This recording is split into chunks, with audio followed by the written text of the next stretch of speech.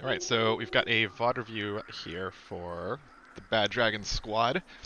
First thing we're going to look over our team comps right now. So I wasn't able to get a look at the pick order, so um, take that into account as well. This is just a raw look at the end result of Pick and Bam, and so we'll just go into that. The first, looking at the top versus, we'll start from the top. Cho'Gath is a super bad matchup into Alawi.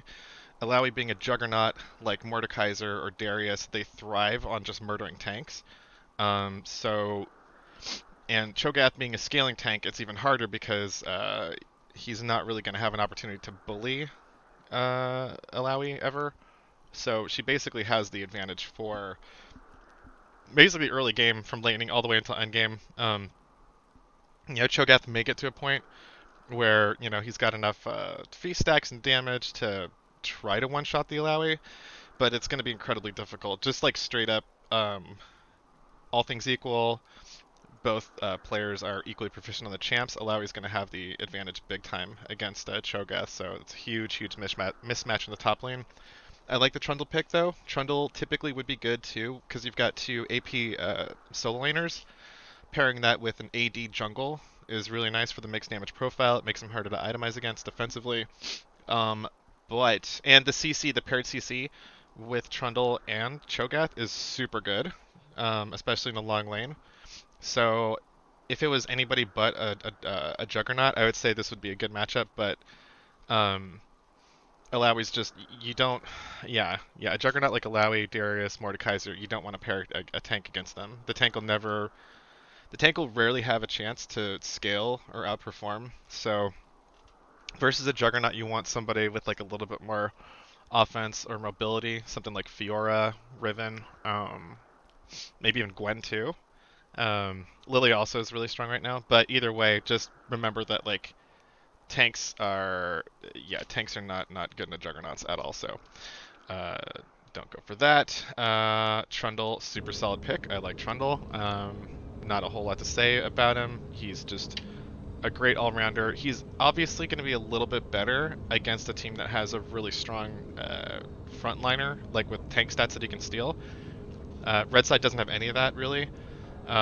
Stealing stats from Kayn might be okay, or from Malawi, but most of they're basically both drain tanks. They're not really relying on their tank stats to stay alive. They're just gonna be life stealing the whole time. So Trundle's a cool pick.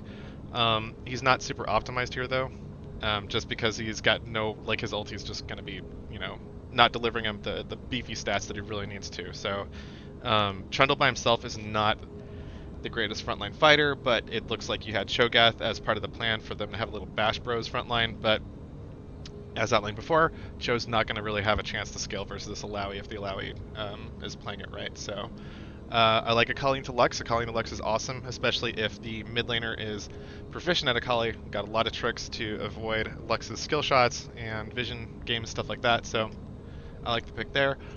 Bot matchup feels pretty good. I versus Zyra, any kind of enchanter is going to do really well because Zyra relies on like really heavy. She's relying on poke over time and then just going to burst you down with her ultimate. Obviously, she's going to try to pair it with the Varus. Varus is also going to have a lot of a lot of poke damage with his Q, especially if he goes lethality. So having an enchanter is good. Seraphine is not really. She doesn't pack as much sustain as like a Nami or a Soraka would or a Yumi. But she's got the ranged poke. She outranges Zyra, so I do like that matchup. It's a little bit harder to stay healthy against the Varus poke because you got two squishies, so could go either way.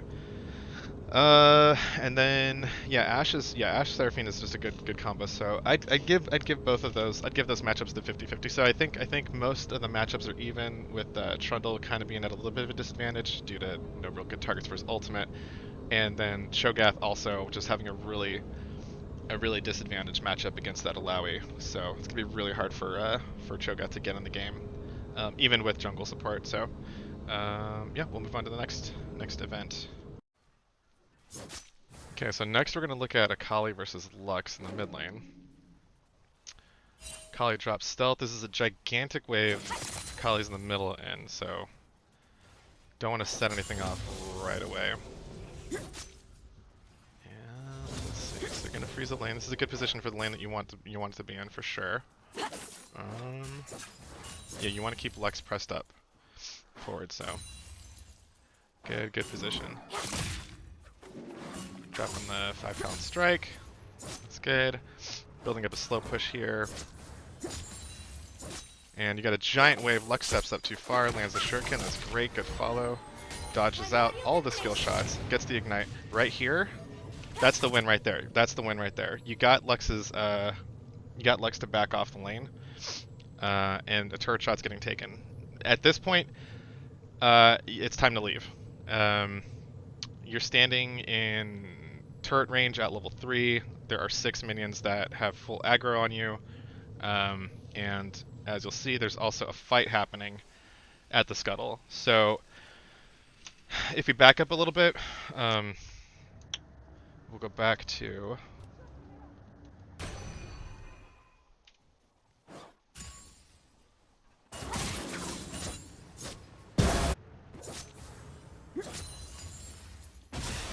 okay, so at this point, you're gonna the Akali's gonna all in on Lux. There's a fight happening. Trundle's trying to get the crab here, but if you look at Cho has to pick up this wave. Cho's really low on mana, so Trundle's gonna find himself in a 2v1. Not good. His pillar's down. He's already dropped his speed zone, so his only option really is to run. There could be a potential collapse here between Akali and Cho'Gath, but I don't know if they're going to get here in time. So Trundle's pretty much caught out here. Trundle's got to leave. Cho's going to have to stay, and hopefully Trundle can get away. But this is the moment where Akali lands the shuriken, gets the 5-talent strike, lands the ignite. This is good. This is good right here. This is perfect. This is exactly what you want, because you've got Lux. She's got it back. What does she got? She's got she still has 2 potions. So she may not necessarily have to back, but she has to stay by your turret safely. You've got a slow push going here, so you can still keep that slow push going. This fight's lost here, so there's nothing to do. So looking at the map, you've got 2 guys chasing your Trundle into mid lane. You've got Lux on the ropes. Right now, you could just turn around and try to tilt this fight or protect Trundle, and maybe 3-man collapse onto this 2-man group for the Scuttle Crab. So getting Lux out of the lane, that's your job, 100%. That was done, mission accomplished, perfect, right? So Lux is out of the fight. She can't do anything for like 30, 60 seconds. You've got free reign to come here, join with Cho, and then just turn this into a 2v3 fight, or just help your Trundle get out. Even if no fight happens here, Lux stays in lane, she's going to have to walk up to the mid portion of the lane, right? And you're going to have a big slow push happening. And so you can either bully her off the wave the whole time, force Kayn to come fight you, which is great because you and Trundle can beat him up, or shove the wave hard and crash the wave. Right now, your best bet is to focus on just getting the mid laner out of the lane, right? There's no need to push this any further. At worst, you know, tanking 1 turret shot, tanking a 2nd turret shot. At this point, now it's a 1. That's going to be a 1-for-1. There was ample opportunity to create a lane dominant performance here, but instead, by going into the turret now, the lane was like you had a 90% advantage in lane, and now by going into the turret, it's now 50-50. Even if you do kill Lux, that's still a 1-for-1. When 3 seconds ago, you could have basically just like kind of won the lane here. So just going a little bit too hard, and looks like Lux is she's ignited. Yep.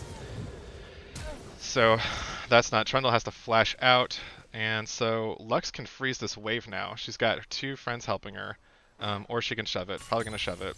But either way, this was like, it's important to recognize like where the fight was won, and it was right here. As soon as you get that ignite down, that's you basically win the lane.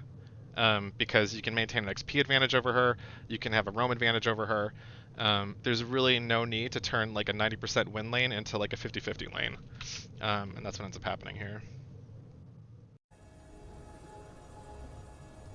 Okay, so we're before the 10-minute mark, and this is going to be a little bit of an overreach from Trundle. First thing I want to take a look at too is that let's take a look at the map real quick, or look at the vision.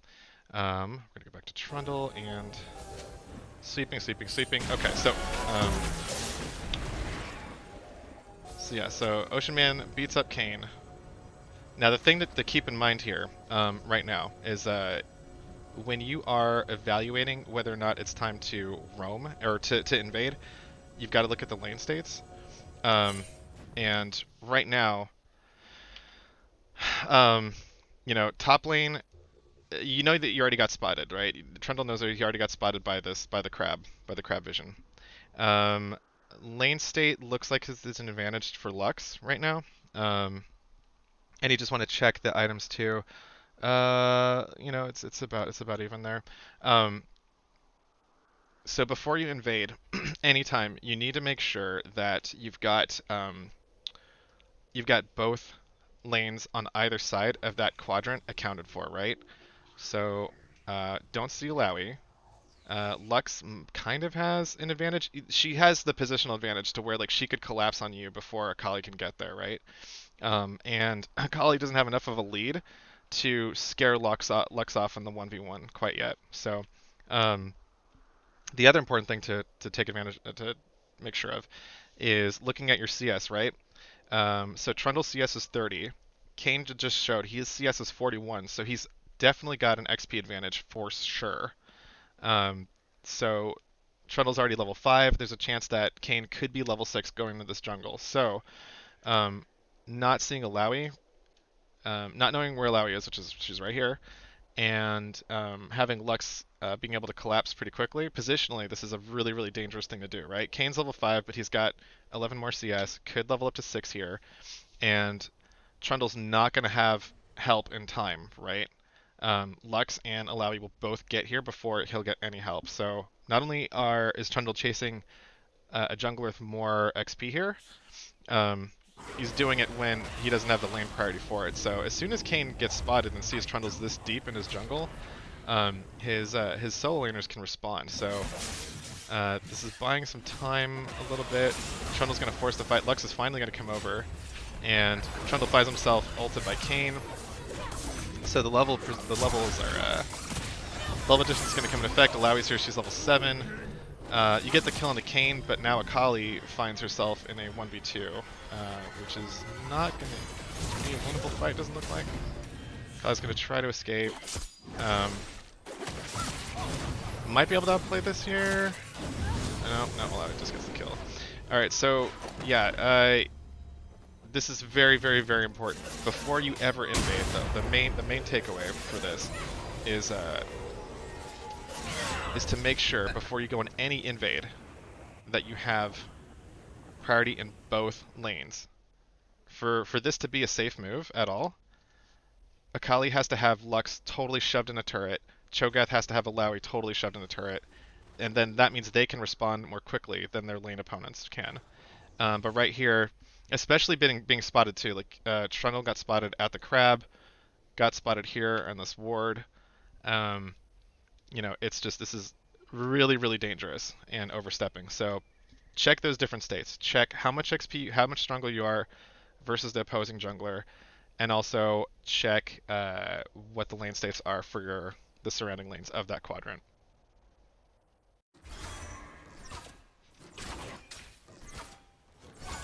Okay, so this one is a pretty simple positional mistake.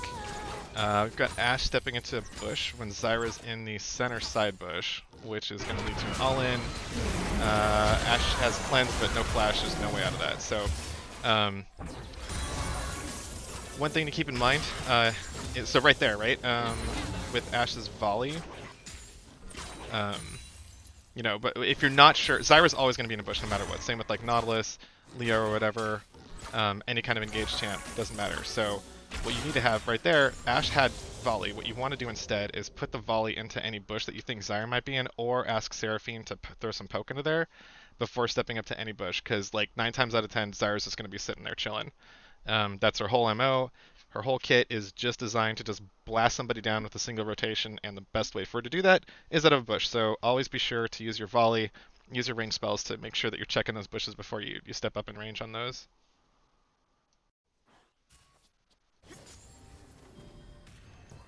Okay, so this one's going to be a failed gank attempt by Kayn here. Akali does get blinded, but goes through Lux. And right here, Akali's basically out, right? Kayn can't really catch up to her at this point. Akali's got enough tools in her kit to keep creating distance, get over walls and stuff like that. So right here, Kayn's gank has failed, 100%. He showed up mid. There's nothing else he could do, right? So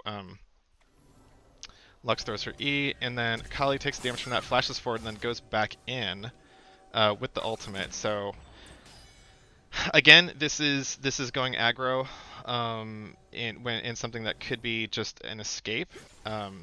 You know, this is basically a win. Anytime somebody tries to gank you and they don't get a kill out of it, they don't get any of your sums. You still have sums. There's nothing, you know, else they can do. This is when you just walk out. You just walk away.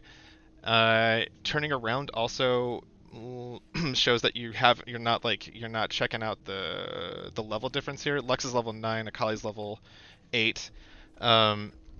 You know, Lux has like 2 component items, whereas Akali's just got 1. So, you know, going for the burst is ill-advisable. Basically, there's a 90% chance you get out of this, and maybe like a 40% chance you could try to turn into a 1-for-1. So, if you do lose this fight here, looking at the lane state right now, gonna lose some more XP, and there's a half level difference between Akali and Lux right now. So both Lux and Kayn are going to be able to shove mid if Akali dies here. So not only are you risking the 1-for-1 here at like a 40% rate or whatever, if that goes sideways and you die, you lose at least half a wave here, plus the wave that's coming down lane. Right, both of those waves are going to be gone. Going to lose a plate here, and then also we've got Ocean Drake showing up, Ocean Drake here as well. So yeah, there are all sorts of losses that can get occurred here, just by trying to trade 1-for-1. All you need to do is just escape, basically. Like I think the important thing to do is like try to lower the stakes of every encounter with somebody, and sometimes just a disengagement, that's a win. Because Kayn wasted his time coming here, Trundle's already by Dragon, so to set up vision. Bot lane's got their bot lane shoved in. So positionally, tempo-wise, everybody's ready to just post up at the Dragon here. So yeah, trying to trade 1-for-1 here when you guys can like basically just collapse on Dragon, it's not gonna work out. Just from the fact that losing Dragon tempo sucks, and also losing like almost a wave and a half plus a plate of XP and gold sucks too. So yeah, so I want you to remove from your mind the belief that every encounter against an opponent has to result in their dying. Sometimes a win is just wasting an opponent's time, or getting CS advantages, getting a plate, things like that. So yeah, I would suggest lowering the stakes on some of these fights.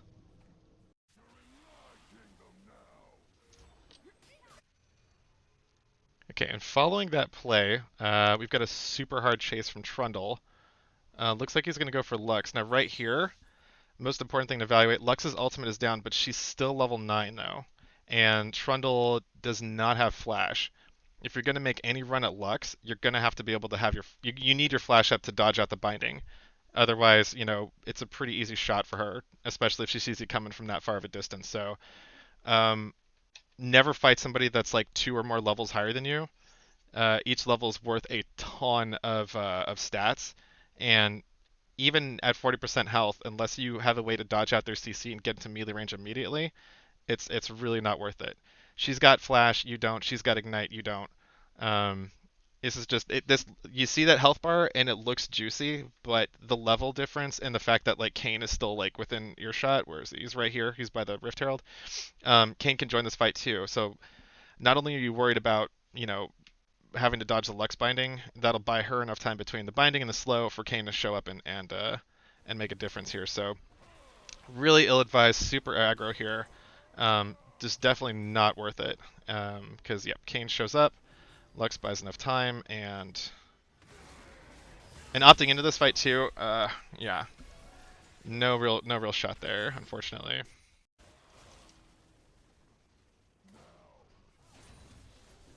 Okay, so this is a good play here.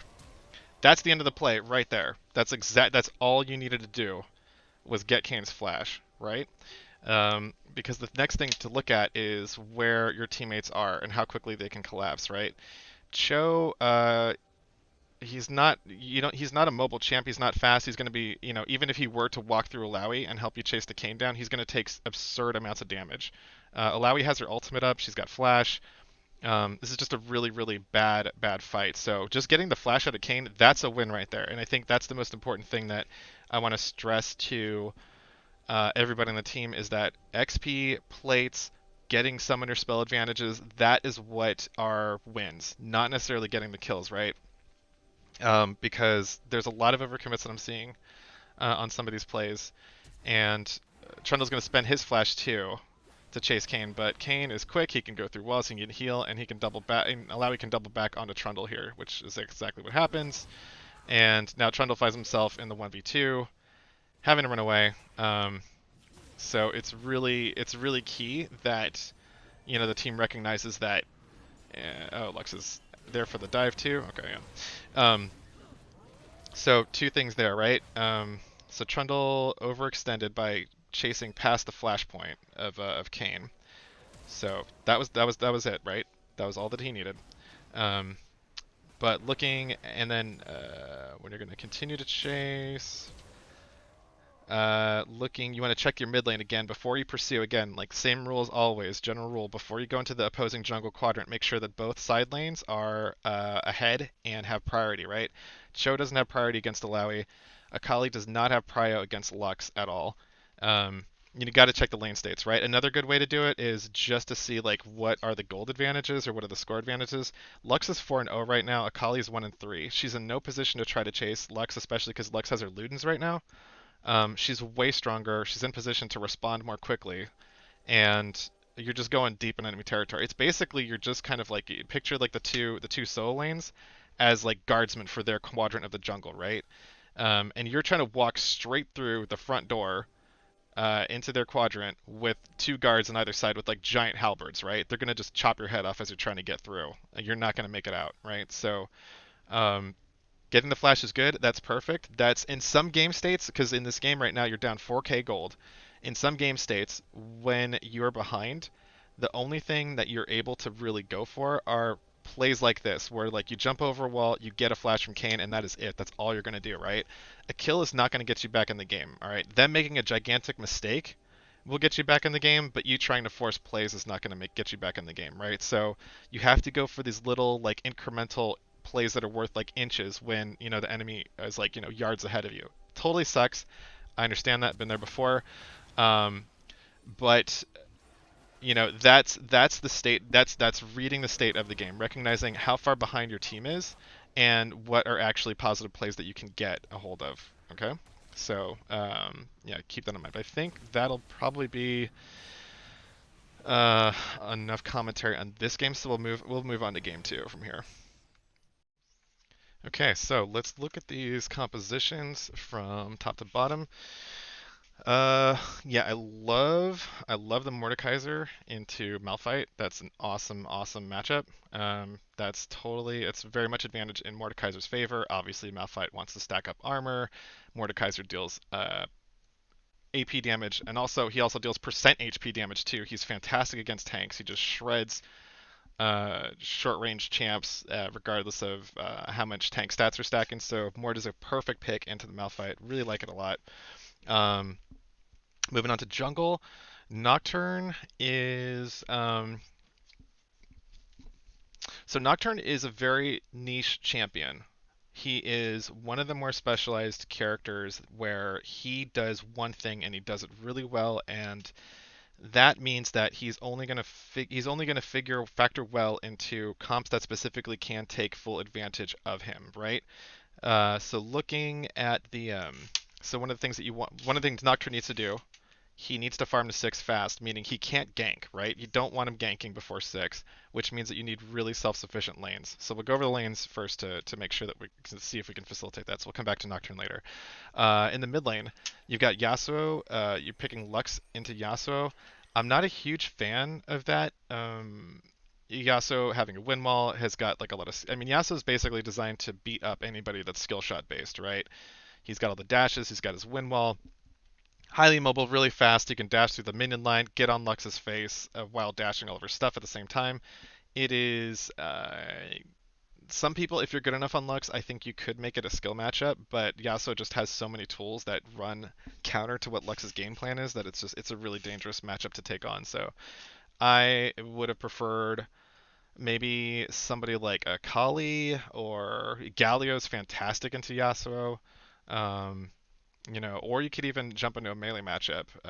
I'm not sure what Cam's champion pool is, but like mid Renekton just destroys Yasuo. So Diana's pretty good into Yasuo too, just because like she's a good melee brawler. Even though he does have the windmill, can block her Q, she could still dash on him, but it's not ideal. Either way, I would try to avoid skill shot champs against Yasuo, just in general, unless you've got like incredibly high confidence on that mid laner with that champion. So I do. So right now, so far, like I'd say your top lane's advantage, mid lane probably working at a disadvantage, having to pick barrier, just to stay alive. So going to the bot lane, we've got a really annoying matchup.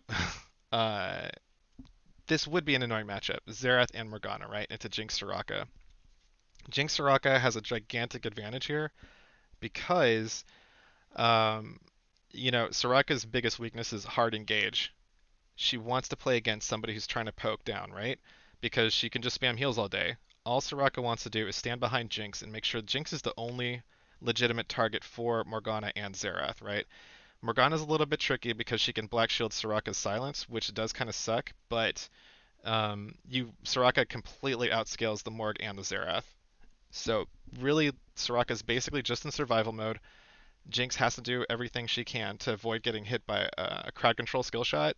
But the other stuff is not as important. Like Soraka can heal through most of the poke that these two are going to do. The really scary thing to do is this really scary thing to avoid in this bot lane matchup is you don't want anybody to get CC'd because the CC chain will ruin you, and then that'll give Morgana time to black shield somebody for them to get in position to lay down more damage.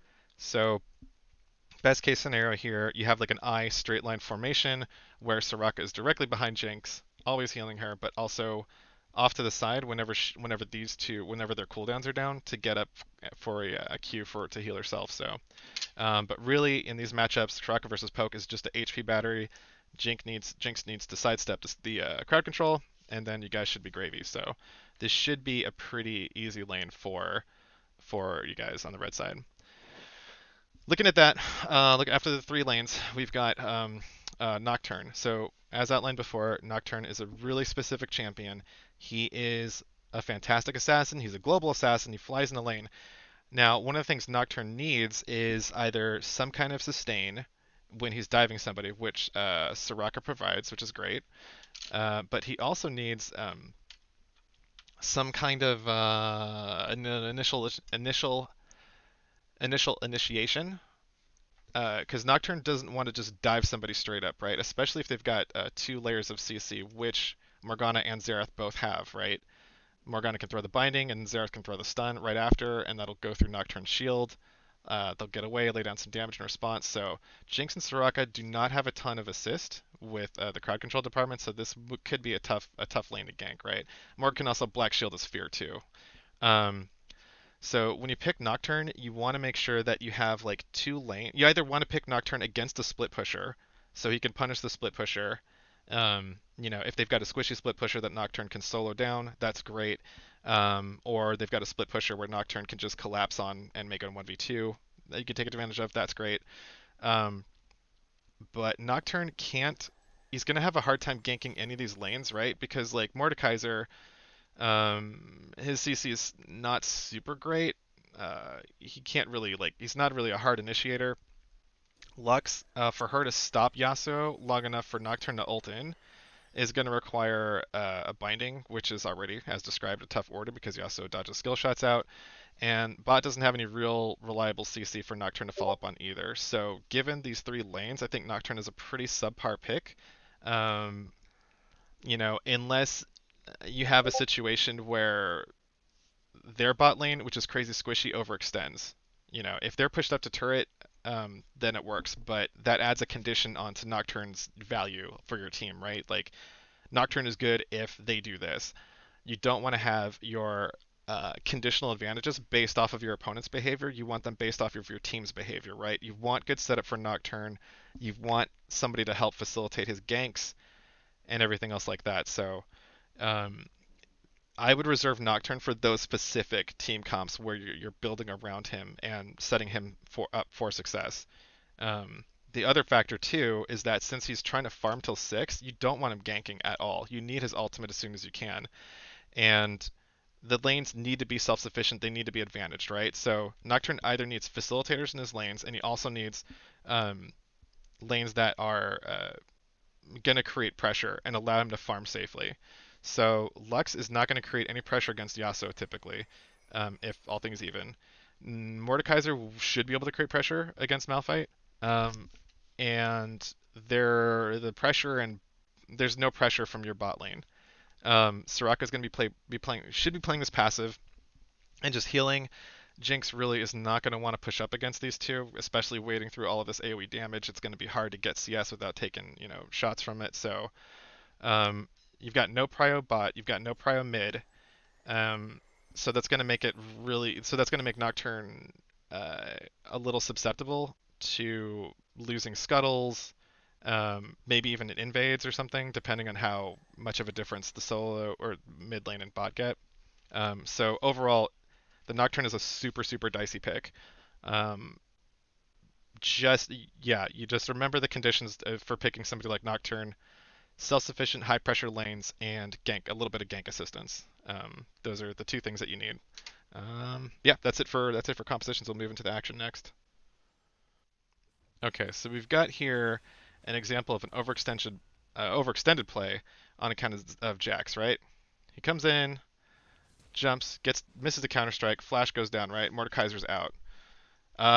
The lane position is pretty far up, which kind of sucks for Mordekaiser, but Ocean Man is here, which is great. So I'm gonna change the. So I've got people's names. Um,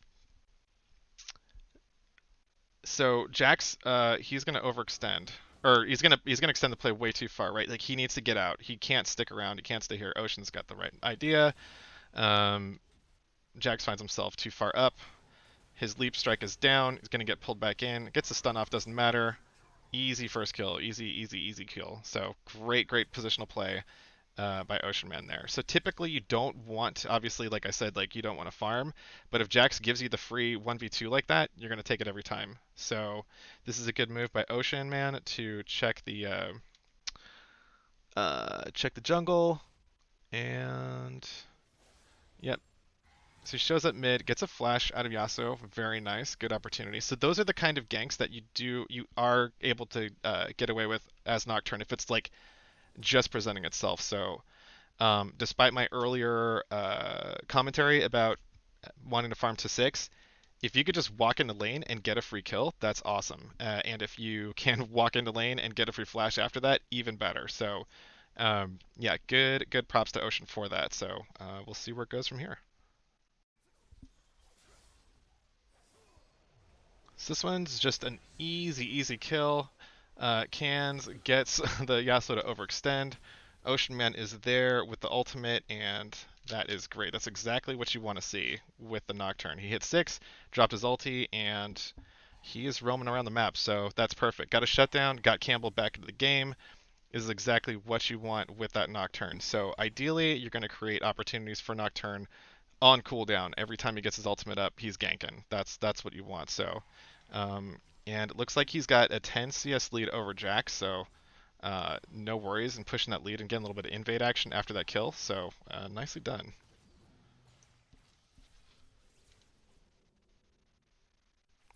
So right now we're gonna have another good gank from Ocean Man's Nocturne. Jax is gonna get the counter strike onto Soraka. Ocean drops the near sight though, and he's waiting to shoot a shot. Waits for Xerath to get in range, which is great. Gets the kill for Campbell, and another kill that goes to Soraka. So obviously, Ocean, you don't want to die, but this is still a huge, huge 3-for-1 play with the dragon up too. Their jungler's dead, so this is an easy dragon take right here. You've got the wave pushing in. So right now, with both junglers dead, you could go for the dragon. Yasuo can't challenge you. He's the only player that could show up, and if he does, he's just going to give you 300 gold. So you got the wave push in. Both junglers are dead. ADC and support are here, as well as the mid player. So I would immediately grab the dragon here. This brought you guys to within 900 gold of the blue side, and yeah, so that was a huge play. You could have taken a little bit more with that, um, and I think if you yeah I get it is okay to err on the side of being conservative too, because at least by backing now you do save yourself some plate damage. So yeah, I do see the wisdom in that. So if you want to push the tempo, you could have taken the dragon, but you probably would have lost some plate damage in return because nobody's got really TP or anything like that. So um, yeah, fair thing to do. One thing I would have done here too is I would have tried to exhaust the Jax as soon as he went in, because that's a huge, huge cut into a lot of his damage. So, or at least when the fight started to turn, um, yeah, try to get an exhaust on the Jax. So he's going to be the prime target for a spell like that because it slows his attack speed down, reduces damage, all that good stuff. So yeah, on to the next one. So this next gank is a little bit overly ambitious. So granted, guys just won a huge team fight. You know, got the tempo and the emotions are on your side, which is great. Yasuo's pushed up, but got to take a look at your own level of risk here. So Yasuo's got, let's see how much gold has he got. He's got 1,000 gold over Lux, and he's got 800 gold over Nocturne. So you can't 1v1 him for sure. You might be able to 2v1 him, but the key difference here that you got to be worried about is Nocturne is not a typical straight up ganker. Like you need that ultimate 100% because a lot of that well we'll see here. So Ocean's going to go in and just try to do the 1v1 dueling thing.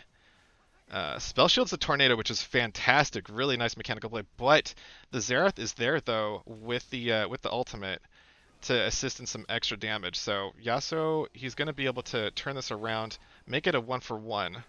Morgana's going to get the binding. So if if you had the Nocturne ult, if you waited to gank, you know, with the Nocturne ult, that would have prevented the extra damage from the Xerath who's coming up river with the ultimate, right? So while you do feel like you're ahead, really Nocturne's is so much of the power of his kit is within his ultimate, right? His ultimate enables so much stuff. It creates that uneven fight because it's disorienting for nobody can see where the gank is happening. It's hard to react to, and even with comms, it's really hard to coordinate around. So, um, you know, it's good that to stay active, but take advantage of the fact that Nocturne has an overpowered ultimate in the laning phase. So that's one thing that you'll have to keep in mind is like don't gank. Try not to gank without the ultimate. All right, another replay with Ocean Man. I'm singing your praises and also providing tons of feedback. I'm sorry if it looks like I'm picking on you, but you are the one that's directing a lot of the action in the game. So naturally, a lot of the feedback is going to be directed to you. So this is one fight that looks good on paper, right? Like you're level 10, he's level 9. Let's look at the gold real quick. You've got a 1,000 gold advantage over him. You're sitting on 600 though, so that's fine. But both of you have your first items finished. On paper, it seems like you should win this.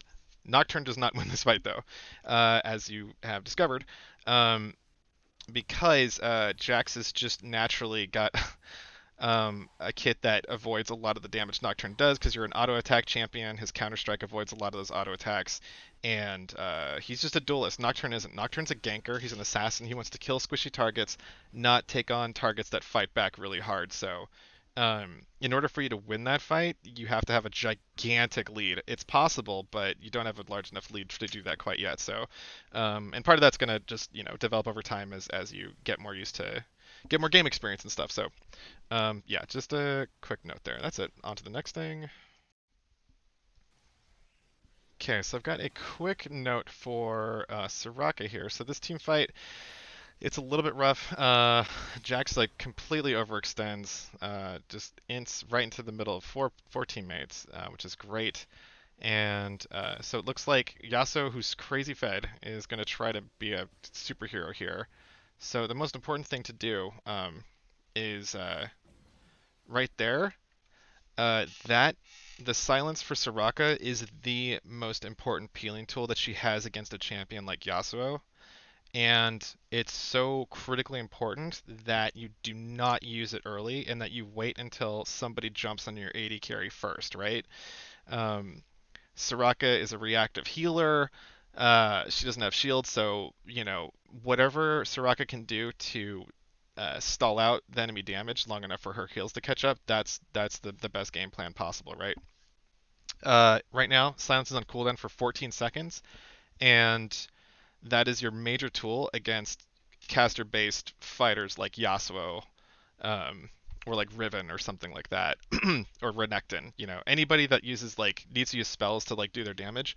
That's what you need to save your silence for, right? And so Yasuo, who's the most fed character on the board right now, he's the guy that you want to pocket your silence for. He is priority one, right?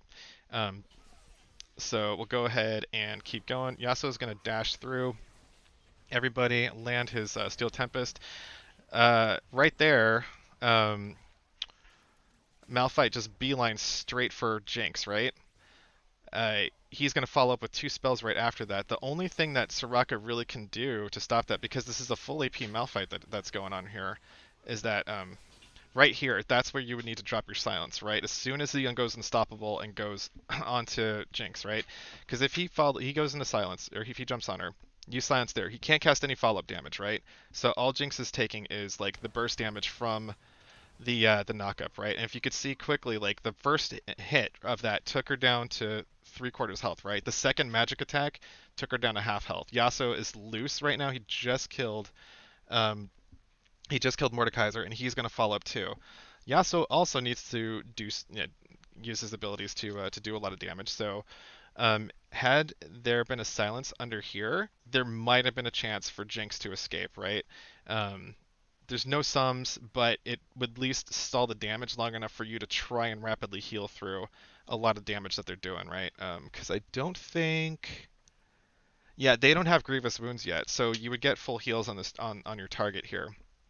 But shield bow goes off, pop the ultimate, which is great, but the damage is just way too fast. Like you can see, every spell hit is like a quarter of Jinx's health. There's nothing you could do. The only thing that you could have done was have a silence here. So always keep that in mind. Silence is the best defensive tool to keep your carry alive. It's not an offensive or poking tool. Um, yeah, I can't stress that enough. That's a huge deal for Soraka. Um, because damage is so crazy in this game. It's so hard to heal through, you can't heal past, an ability that does a quarter of a health every time, and they're popping off, 3, 4, 5 abilities in 3 seconds. So that's really the only way through that. So yeah, I think at this point about down 7k, and I don't know if there are any other place to go over that would be helpful at this point. So yeah, we'll close it out here. But one thing I do want to say though, both games were pretty much winnable. You guys had some really good plays, almost turned things around, but it's it's just a matter of how many mistakes you're making and how often you're making those, right?